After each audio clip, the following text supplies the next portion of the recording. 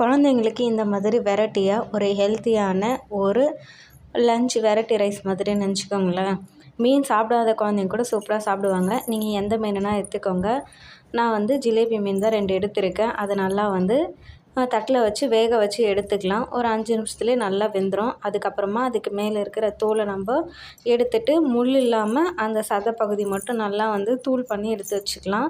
இப்போ வந்து சிம்பிளாக வந்து தாளிச்சிடலாம். எண்ணெய் ஊற்றிட்டு சோம்பு போட்டுட்டு காஞ்ச மிளகா நான் சேர்த்துக்கிறேன். உங்களுக்கு வேணும்னா பச்சை மிளகா கூட சேர்த்துக்கங்க. வெங்காயம் எல்லாமே சேர்த்துக்கலாம்.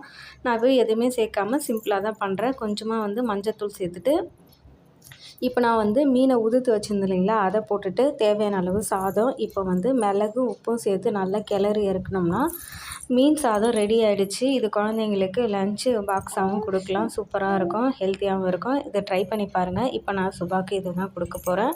வீடியோ பிடிச்சிருந்தா லைக் அண்ட் சப்ஸ்கிரைப் பண்ணுங்கள் ஃப்ரெண்ட்ஸ்.